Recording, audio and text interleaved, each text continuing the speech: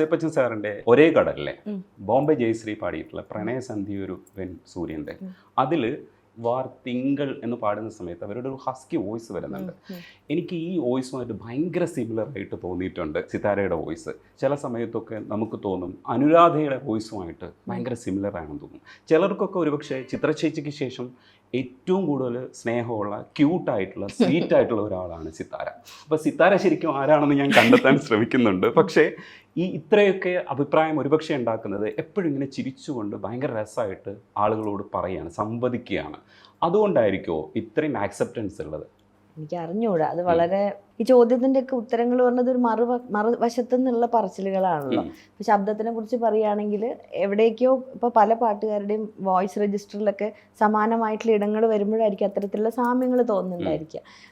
പിന്നെ ആളുകളുടെ ആക്സെപ്റ്റൻസും ഇഷ്ടം എന്നൊക്കെ പറയുന്നത് അവർ ഏത് സ്ഥലത്ത് നിന്നിട്ടാണ് എന്നെ നോക്കി കാണുന്നതനുസരിച്ചിരിക്കും. ഓരോരുത്തരുടെ പരിചയം അവരുണ്ടാക്കാൻ എടുക്കുന്ന ഒരു സ്ഥലമുണ്ടല്ലോ. അപ്പം ഞാൻ ഒരാളെ ഇഷ്ടപ്പെടുന്നത് നമുക്ക് ഇഷ്ടമുള്ള, നമ്മൾക്ക് റിലേറ്റ് ചെയ്യാൻ പറ്റുന്ന അവരുടെ ക്യാരക്ടറിൻ്റെ ഏതെങ്കിലും ഒരു വശം എടുത്തിട്ടായിരിക്കും. ഇവർക്ക് തന്നെ ചിലപ്പം എന്നോട് കൂടുതൽ അടുത്തറിയുമ്പോഴൊക്കെ ചിലപ്പം അവർക്ക് അഭിപ്രായ വ്യത്യാസങ്ങളുടെ ഇടങ്ങൾ ഉണ്ടായെന്ന് വന്നേക്കാം. അതെനിക്ക് അറിഞ്ഞുകൂടാ. പക്ഷേ ഈ ഇഷ്ടം വരുന്നത് എപ്പോഴും അവരുടെ ഇഷ്ടങ്ങളോട് മാച്ച് ചെയ്യുന്ന എൻ്റെ ഏതെങ്കിലും വശങ്ങൾ ചേർത്ത് വയ്ക്കുമ്പോഴാണ്. ഉടലാഴത്തില് പൂമാതേ പൊന്നമ്മ പാട്ടേട്ടാല് കരയുന്ന കുഞ്ഞൻ മണിഞ്ഞുറങ്ങും എന്ന് പറയുമ്പോൾ ആ സിനിമ കണ്ടതിന് ശേഷം ഞാൻ ആവർത്തിച്ചൊരു 10-15 ദിവസം ഈ പാട്ട് മാത്രം കേട്ടുകൊണ്ടേയിരുന്നു. കാരണം എന്ന് വെച്ചാൽ അത് അത്രയ്ക്കും സ്വാധീനിക്കപ്പെടുന്നുണ്ടായിരുന്നു. ആ പാട്ടിനകത്തൊരു പ്രത്യേകത എന്താണെന്ന് വെച്ചാൽ ഒരു ഫ്യൂഷനും കൂടെ അതിനകത്ത് ഉൾപ്പെടുത്തിയിട്ടുണ്ടായിരുന്നു. അതൊരു സിത്താരയുടെ ഒരു മ്യൂസിക്കിൻ്റെ പൊളിറ്റിക്സും കൂടെയാണ് അതിനകത്ത് പറയുന്നത്. എന്താ വെച്ചാൽ ഫോക്ക് എന്ന് പറയുന്നത് എവിടെ നിന്നാണ് വരുന്നത്, ഫോക്ക് എന്താണ്, നമ്മൾ ചിട്ടപ്പെടുത്തിയ സംഗീതം എന്താണ്, ഇത് നമ്മൾ കുറേ കാലമായിട്ട് സംസാരിക്കുന്നുണ്ട്. ശുദ്ധ സംഗീതത്തിൻ്റെ കാര്യങ്ങളെക്കുറിച്ച് സംസാരിക്കുമ്പോൾ ഈ നോട്ടൊക്കെ കറക്റ്റ് ചെയ്യുന്നതിനെക്കുറിച്ച് ചില വാദക്കാർ പറയുമ്പോൾ അങ്ങനെ അല്ലാത്ത ലൂസ്ഡ് ആയിട്ടുള്ള ഒരു സ്പേസ് ഉണ്ട്. ഒരു പക്ഷേ ഹിന്ദുസ്ഥാനിയൊക്കെ പോലെ ലൂസ്ഡ് ആയിട്ടുള്ള ഒരു സ്പേസ് ഇവിടെ കിടപ്പുണ്ട്, ഫോക്കിൽ കിടപ്പുണ്ട്. ഇത് രണ്ടും കൂടെ മിക്സ് ചെയ്യണമെന്ന് പറയുന്ന ആഗ്രഹം സിതാര ഇടയ്ക്കൊക്കെ പറഞ്ഞു കേട്ടിട്ടുണ്ട്. ഒരുപക്ഷെ അതിൻ്റെ പൂർത്തീകരണമാണ് സിതാര തന്നെ മ്യൂസിക് ചെയ്തപ്പോൾ അതിനകത്ത് ഉടലാഴത്തിൽ വന്നത്. നമ്മളത് ആവർത്തിച്ച് കേൾക്കുന്ന രീതിയിലേക്ക് ഇതിനെ പരുവപ്പെടുത്താൻ സിതാരയ്ക്ക് കഴിഞ്ഞിട്ടുണ്ട്. ഈ ഉടലാഴത്തിലൂടെ അങ്ങനെ ഒരു ആശയവും ഇല്ലെങ്കിൽ അങ്ങനെ ഒരു ആദർശവും ഇല്ലെങ്കിൽ അങ്ങനെ ഒരു പൊളിറ്റിക്സും കൂടെ മുന്നോട്ട് വരുന്നില്ലേ? ഉടലാഴത്തിലെ പാട്ടുകളെല്ലാം ഞാനും എൻ്റെ ഏറ്റവും അടുത്ത സുഹൃത്തായിട്ടുള്ള മിഥുൻ ജയരാജും ഞങ്ങൾ ഒരുമിച്ചാണ് അത് ചെയ്തിട്ടുള്ളത്. ഒരു പാട്ടുണ്ടാക്കുന്ന സമയത്ത് എനിക്കിതിൻ്റെ ഒരു കമ്പോസർ എന്നൊക്കെ വിളിക്കുന്ന ഒരു ഭാരിച്ച വാക്കാണത്. അപ്പോൾ അതൊന്നും നമുക്ക് അവകാശപ്പെടാനും പറ്റില്ല. അത് ചെയ്യുന്നൊരു മണ്ടത്തരമായിരിക്കും. എന്നെ സംബന്ധിച്ച് സ്പോണ്ടേനിയസ് ആയിട്ട് വരുന്ന ഈണങ്ങൾ മാത്രമേ എൻ്റെ കൈവശമുള്ളൂ.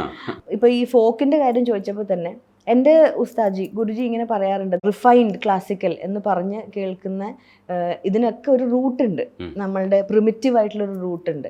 അത് നമ്മൾ എത്നിക് ആയിട്ടുള്ള, നമ്മൾ ഈ ഫോക്ക് എന്ന് വിളിക്കുന്ന അങ്ങനെ പ്രദേശങ്ങളിൽ നിന്നുമൊക്കെ അവരുടെ ജീവിതത്തിൻ്റെയോ അല്ലെങ്കിൽ മനുഷ്യനുണ്ടായി വരുന്നതിൻ്റെ ഭാഗമായിട്ടുണ്ട്. അപ്പോൾ ഓരോ നോട്ടുകളും നമ്മൾ ഈ പറയുന്ന സ്വരങ്ങളിലേക്ക് എത്തിയത് തന്നെ വലിയൊരു പ്രോസസ്സാണ്, ഒരു എവല്യൂഷനാണത്. അപ്പം എൻ്റെ ഒരു മ്യൂസിക്കാലിറ്റി എന്താണ് ഇപ്പം എന്താണെന്ന് ചോദിച്ചു കഴിഞ്ഞാൽ അതും നമുക്ക് സമയത്തിനനുസരിച്ചേ പറയാൻ പറ്റുള്ളൂ. കഴിഞ്ഞ ഒരു 10 വർഷം മുമ്പ് എന്നോട് ചോദിച്ച ആഗ്രഹങ്ങളായിരിക്കില്ല ഇപ്പോൾ എനിക്ക്. അതുകൊണ്ട് തന്നെ ഇതൊരു അവസാന വാക്കായിട്ട് ഇങ്ങനെ പറയുകയല്ല, എൻ്റെ ആഗ്രഹങ്ങളുടെ അവസാന വാക്കല്ല. പക്ഷെ ആലോചിക്കുമ്പോൾ എനിക്ക് ഈ പ്രിമിറ്റീവ് ഫോക്കിൻ്റെയും റിഫൈൻഡ് ക്ലാസിക്കലിൻ്റെ ഇടയിൽ ഇങ്ങനെ ഓസിലേറ്റ് ചെയ്യുന്ന പോലെയാണ് ഞാൻ ഇരിക്കണേ. അപ്പം ഇത് തമ്മിലുള്ളൊരു വഴിയുണ്ടല്ലോ, ആ വഴിയിൽ വലിയ ഗ്രാമറിൻ്റെ ഒക്കെ ഒരു കെട്ടുപാടുകൾ ഇല്ലാണ്ട് പാട്ടുകളെ കുറച്ചും കൂടി ഏതാളുകൾക്കും സമീപിക്കാവുന്ന പോലെ, ഭയമില്ലാണ്ട് പാട്ടിനെ സ്പർശിക്കാവുന്ന പോലെ ഉള്ളൊരു സ്പേസാണ് എനിക്ക് കംഫർട്ടബിൾ ആയിട്ടുള്ള സ്ഥലം എന്ന് പറയുന്നത്. അപ്പോൾ പാട്ടുകൾ ഉണ്ടാകുമ്പോഴും സ്വാഭാവികമായിട്ട് അതുണ്ടാവും. പിന്നെ ഞാൻ ജനിച്ചു വളർന്ന പ്രദേശത്തെ പാട്ടുകളെ സ്വാധീനിച്ചിട്ടുണ്ടാവും. അല്ലാണ്ട് ഞാൻ ഡെലിബറേറ്റ് ആയിട്ട് അതിനകത്ത് ഒരു പാട്ടുണ്ടാക്കുമ്പോൾ അതിനകത്ത് ഇന്ന ആശയങ്ങൾ അല്ലെങ്കിൽ എന്താ പറയുക ഇത്തരത്തിലുള്ളൊരു പൊളിറ്റിക്സ് അങ്ങനെ അതിൽ വേണമെന്ന് റിവേഴ്സ് പ്രോസസ്സാണ് ഉണ്ടാകുമ്പോൾ സ്വാഭാവികമായിട്ട് അതിനകത്ത് ഇത്തരത്തിലുള്ള പൊളിറ്റിക്സും ഇത്തരത്തിലുള്ള എന്താ പറയുക ഇടത്തിൻ്റെയും അല്ലെങ്കിൽ നമ്മൾ വന്ന വഴികളുടെയൊക്കെ കാര്യങ്ങൾ ഉണ്ടാവും എന്നല്ലാണ്ട് ഞാൻ ഡെലിബറേറ്റ് ആയാലും കുത്തിന്ന് നിറയ്ക്കാൻ ശ്രമിക്കാറില്ല. സ്വാഭാവികമായിട്ട് ഉണ്ടാവുന്നതാണ് എനിക്ക് നിലനിൽക്കാറുള്ളൂ എൻ്റെ ഉള്ളിലെങ്കിലും. ഒരു ഈണം പാടിക്കഴിഞ്ഞാൽ നമുക്കെങ്കിലും അത് ഓർമ്മ വേണമല്ലോ, അതാണ് ആകെയുള്ളൊരു ഉദ്ദേശം. അതിൻ്റെ സബ് ക്വസ്റ്റ്യൻ ഉണ്ട്. അതിന് മുമ്പ് ഈ തരുണിയിൽ പക്ഷേ ഒരു രാഷ്ട്രീയം ഉണ്ടായിരുന്നു.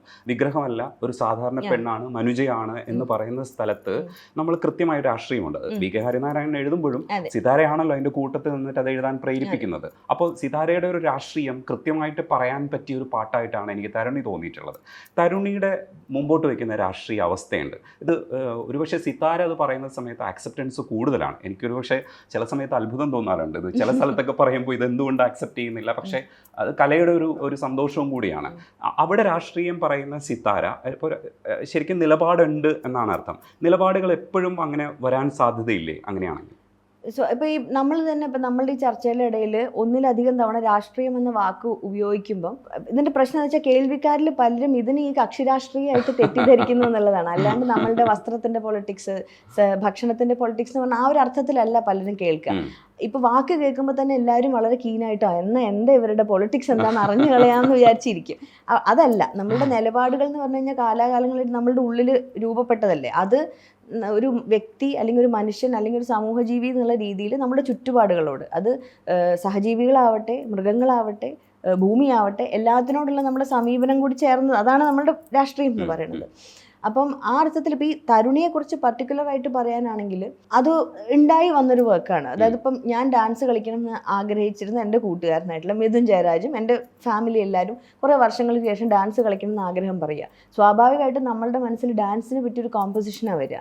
ഡാൻസിന് പറ്റിയ കോമ്പോസിഷൻ വരുമ്പം അതുമായിട്ട് ചേർത്ത് വെക്കുന്ന കുറേ ബിംബങ്ങളുണ്ട് നമ്മൾ ചെറുപ്പം മുതലേ ശീലിച്ചിട്ടുള്ള. ഒന്നെങ്കിൽ ഒരു ഗണേശ സ്തുതി ആയിരിക്കും, അല്ലെങ്കിൽ അങ്ങനെയൊക്കെയുള്ള നമ്മളതാ പഠിച്ചിട്ടുള്ളത്. അപ്പോൾ നമ്മളൊരു പുതിയ കോമ്പോസിഷൻ ഉണ്ടാക്കാമെന്ന് തീരുമാനിക്കുകയും കോമ്പോസിഷൻ ഉണ്ടായതിനു ശേഷമാണ് ഇതിൻ്റെ ആശയം എന്തായിരിക്കണം എന്ന് ആലോചിക്കുന്നത്. പ്രകൃതിയെക്കുറിച്ചിട്ട് വേണോ? അപ്പം ഞാൻ എൻ്റെ മനസ്സിൽ ഇങ്ങനെ വന്നൊരു ആശയം, നമ്മളെപ്പോഴും നമ്മൾ പറയുന്നത് രണ്ട് എക്സ്ട്രീമേ ഉള്ളൂ ഇവിടെ സ്ത്രീകളെ ഇതാക്കുക. ഒന്നെങ്കിൽ ഡീഫൈ ചെയ്യുക, ഒന്നെങ്കിൽ ദേവദാത്തം കൽപ്പിക്കുക, അല്ലെങ്കിൽ അടിമയെ പോലെ കാണുക. ഇതിനിടയിൽ മനുഷ്യനെ പോലെയുള്ള ദേഷ്യം വരും എന്നുള്ളത് അത് ആക്സെപ്റ്റ് ചെയ്യാൻ നമുക്ക് മടിയാണ്. പകയും ഒക്കെ നമുക്ക് വാശിയും ദേഷ്യവും സങ്കടവും എല്ലാം കൂടി ചേർന്ന് സാധാരണ മനുഷ്യർക്ക് ഉണ്ടാവുന്ന എല്ലാ വികാരങ്ങളും അതല്ലാത്ത രീതിയിൽ നമ്മൾ സ്വയം എക്സ്പ്രസ് ചെയ്യുമ്പോഴാണ് അവർ പ്രത്യേകതകൾ. അങ്ങനെയല്ല, നോർമലായിട്ടുള്ള അങ്ങനെ ഉണ്ടല്ലോ, നോർമൽസി എന്ന് പറഞ്ഞ സാധനം ഉണ്ടല്ലോ, അതിനെക്കുറിച്ച് ഇന്ന് ആവാം എന്ന് കഴിച്ചിട്ട് ഹരിയാനോട് പറഞ്ഞപ്പോൾ അതിന് പെർഫെക്റ്റ് ആയിട്ടുള്ള വരികൾ അത് അദ്ദേഹത്തിൻ്റെയും കൂടി നിലപാടും ചിന്തയൊക്കെ വരുന്നതുകൊണ്ടാണ്. ഇത് ഒട്ടും ഉൾക്കൊള്ളാൻ പറ്റാത്തൊരു കവിയാണെങ്കിൽ അദ്ദേഹത്തിന് വളരെ മെക്കാനിക്കലായിട്ട് ഇത് എഴുതാൻ പറ്റുള്ളൂ. ഇത് ഞാൻ മനസ്സിൽ ആഗ്രഹിച്ച ആശയം അതിലും ഭംഗിയായിട്ട് എഴുതി തന്നത് അദ്ദേഹമാണ്. അപ്പം അതങ്ങനെ എല്ലാവരും ഹാപ്പിയായി. കാരണം ഇത് ചെയ്യുന്ന മിഥുനും എനിക്കും ഒക്കെ ഒരേ അഭിപ്രായമാണ് ഈ കാര്യത്തിൽ. പിന്നെ ആളുകൾ കേൾക്കുമ്പോഴും ഉള്ളിൻ്റെ ഉള്ളുകൊണ്ട് എല്ലാവർക്കും ഇതൊക്കെ അറിയാവുന്നതാണ്. പിന്നെ നമ്മളുടെ കണ്ടീഷനിങ് കൊണ്ടാണ് പലപ്പോഴും അത് എതിർക്കേണ്ടി വരുന്നതും ഒക്കെ.